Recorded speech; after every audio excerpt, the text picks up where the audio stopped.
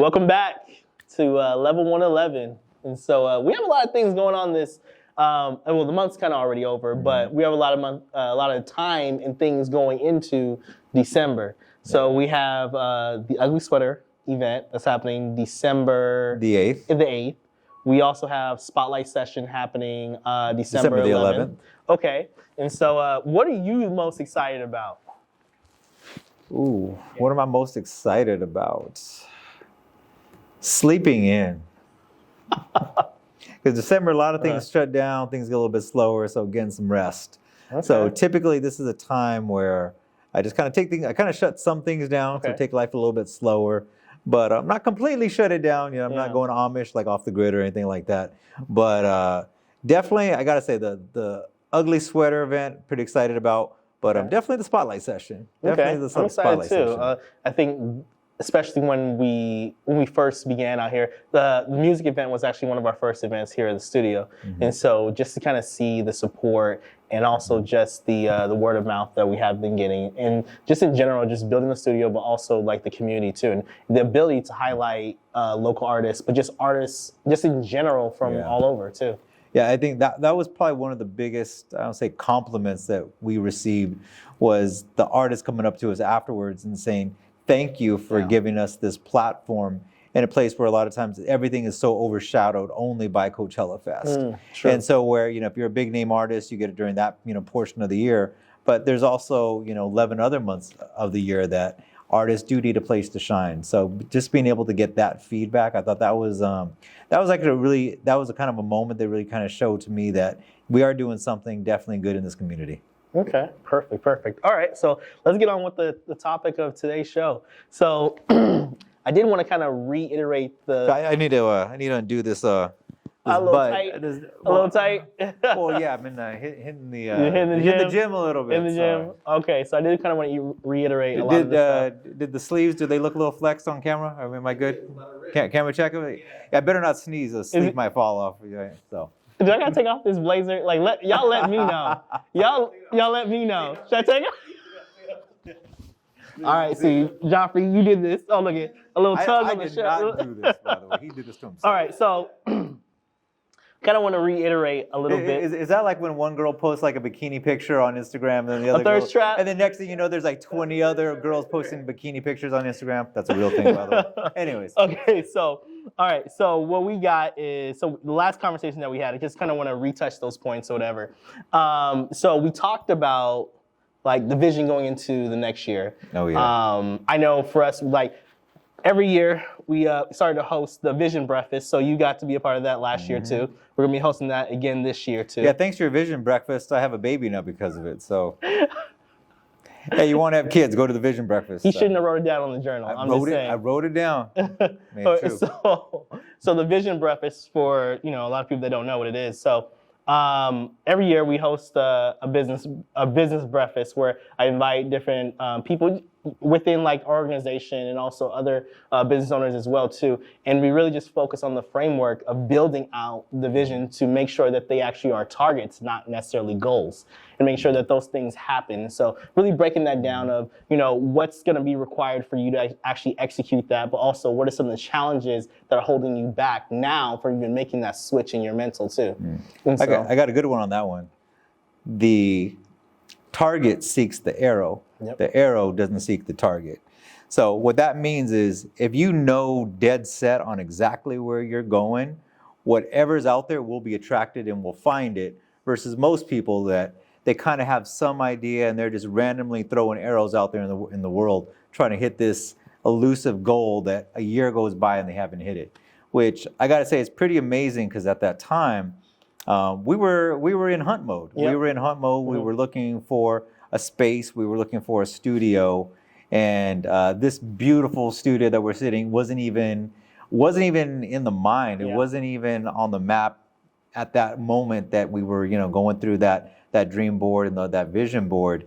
And so it's amazing to see how in a year's time how much has transpired, and it actually has evolved and grown into this beautiful, amazing studio that we're actually sitting in right now. Oh yeah, and I think one of the other components is it's about awareness, and it's also about understanding that if you don't have the required steps, or if you don't understand the required steps and you're not aware throughout the process, then your goal just becomes a wish without a target. And so being able to make adjustments throughout the vision and making sure that you're clicking up, because this entire year really, with even the studio, it's been like a ramp up process. It's not that we said, okay, we're just gonna leave the vision in this gear here. No, we continue to see the shift up, shift up, shift up. And even in closing the gaps, because it was a couple weeks ago that I was just like, every open conversation, every open opportunity or whatever, if it doesn't have a window for closing or whatever, we're just gonna close the door on all of them. Whether it's a great opportunity or not, we're just gonna close the door and make sure that we close the loops. And actually, I want to touch on that point real quick, because I think that can be lost for anyone listening to this. And it's such a in-depth way to look at life, way to look at business, way to look at your finances, way to look at relationships. And basically what the whole premise of it is that if there's some open doors, you're losing a lot of air. Like you're losing a lot of, let's say you have an open wallet, you're losing money out that open wallet, right? So you got to close those gaps. You got to close those doors. And it doesn't mean forever. There's some relationships in your life that you just got to say no to. There's some opportunities, quote unquote, that you're playing with, but it's really not going to take you to where you want to go. It's just more of a distraction. And just take that energy that you're wasting on that and put it into something that's going to be beneficial to you. 100%. I mean, we were even just talking about this off camera. It's just like, I'm a huge component when it comes to capacity. It's just like, and there's a lot of times where I don't take now opportunities because I got to leave room for future opportunities. Not that I know exactly what that is, but I have to measure just based off of our own experiences, my own experience, based on, okay, if we take this up right now, I may not feel the same about this opportunity a month from now. And so being able to feel yourself in positions where you can continuously ramp up value, add value, and still be in a good space and making those same decisions every single day, moving forward to the actual target. And one thing is, when some of those opportunities, and we won't go into too in depth on one, but a great opportunity that came about here for the studio, that we prayed on, we went back and forth on, because we knew there was going to be life-changing. It was going to be a lot of effort and energy, which it is, but working towards it is one of those things that, okay, I can go for the small immediate wins in front of me, or I can play the long-term win game. And we're going to work towards something that's going to take a lot longer, but the benefits and the rewards that come from it will far outshine anything that would have happened in that short term. Exactly. And also the other component is this. It's knowing the difference between investment and just burning cash too. Because a lot of times where there's been positions, like, as you know, like individuals and people and stuff like that, where it's just like, okay, well, I can't outlast the point to get from point A to point B in this opportunity, so I need to make adjustments. But also, there are also the components of like, okay, I know myself, so let me ask for help in order to bridge that gap between where I'm at now and then also where I'm going. So what's your take on that? Well, for one, definitely I think reaching out, you said ask for help, and that's something that I wish I would have taken more advantage of younger in my career. It's like I had that. And I think so many times, a lot of us, we have that macho, I'm going to do it all on my own. I can, I'm going to bootstrap this. I'm going to throw on my Superman shirt and, I'm going to get this done. Instead of seeking guidance, seeking, those that have done it before me, those that have done it better than me, and get some help. And also sometimes just get some feedback on, is this a route that I need to go? So I don't waste 6 months of my life. I don't waste 6 months worth of money. I don't waste 6 months worth of time. I don't waste 6 months worth of relationships and go in a direction that's not going to take me where ultimately I want to end up at.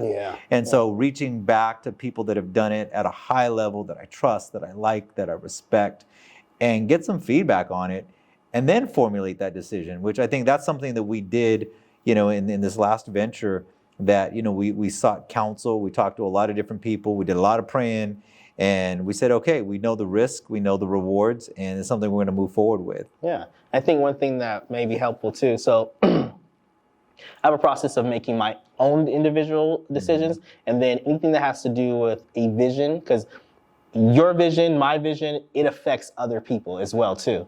And so for my own individual decision making process, for me is like, I always ask myself this, do I have the resources, do I have the time, and do I have the knowledge? If I have at least 2 of those, I can make a solid decision. If I have 1 of those, then it's gonna be a little bit of risk, and I may be a little bit risk adverse when it comes to those things. The other thing is when it comes to like the bigger vision where I know it affects other people, I'm gonna go ask my council of men. I'm gonna go ask my council of individuals that I know have proven that that they know how to make good decisions, or they are an expert and a specialist in the area in which I'm asking that question.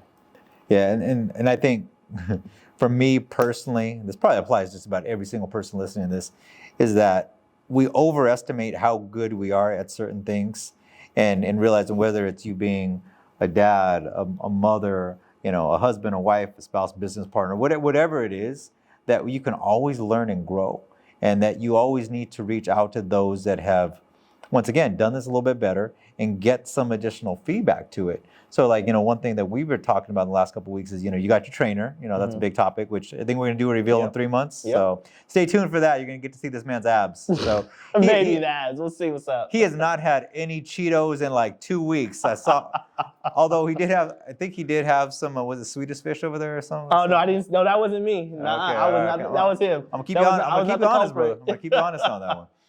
But, leveling up in your fitness, leveling up in, in your relationships.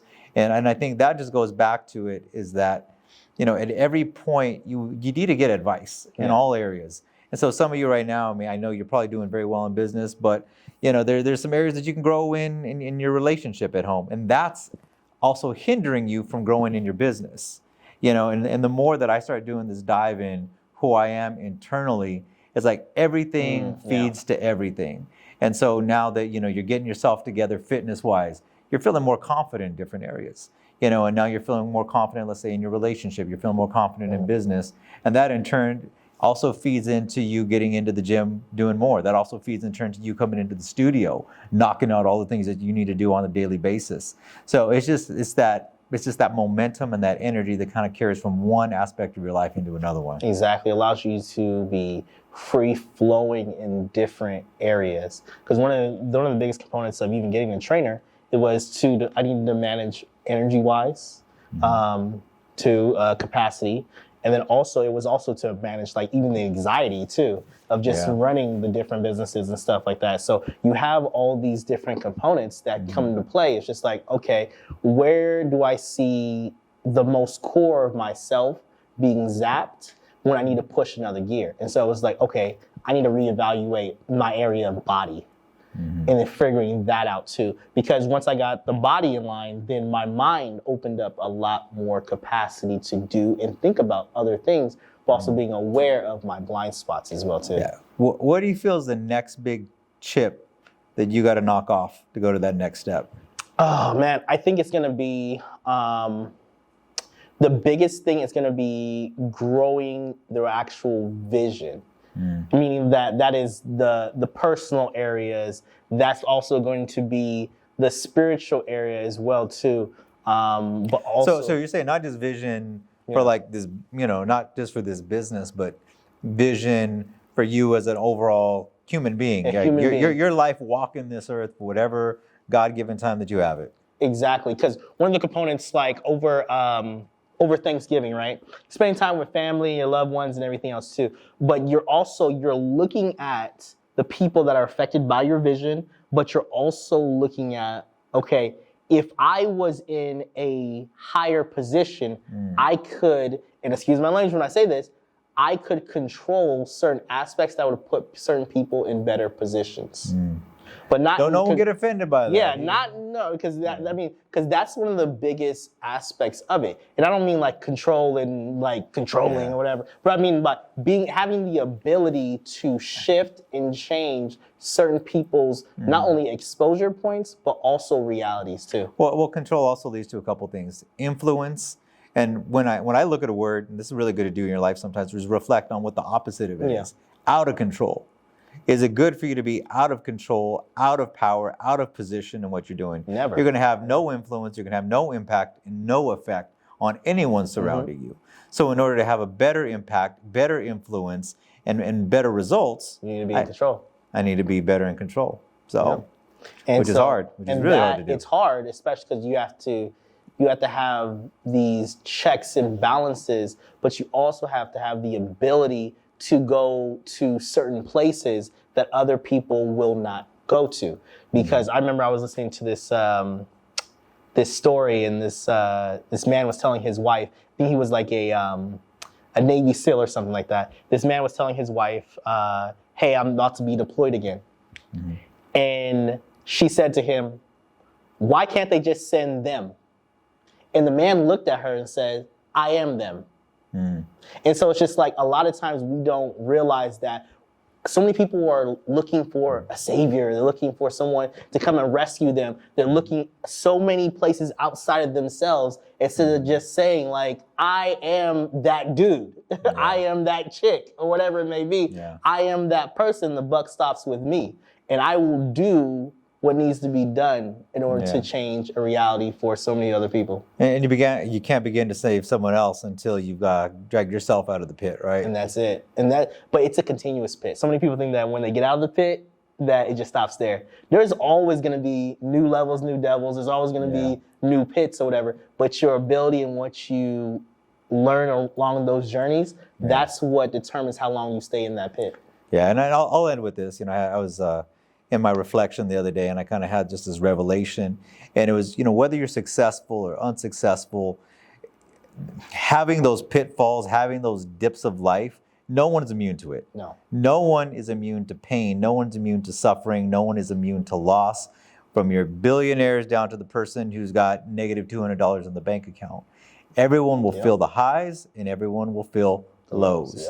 The only difference is those that are successful have learned how to handle the lows so they don't crash. Because what happens is a lot of times they're going down, and if you haven't set yourself up with those stops, you're going to crash. Those people that have figured out how to be successful in all areas of life, I'm going to have those lows, but guess what? I'm not going to crash. I'm going to have a smooth landing, and then I'll take off when I need to take off again. That's it. So, Giving chills. Love it. So Jay got chills from that. So thank you guys for watching another episode. And if you have any input, definitely DM us. And we'd love to get any questions or any topics that you guys may be interested in. We'll definitely want to dive into it. So thank you again, and talk to you real soon. All right, peace. Love you.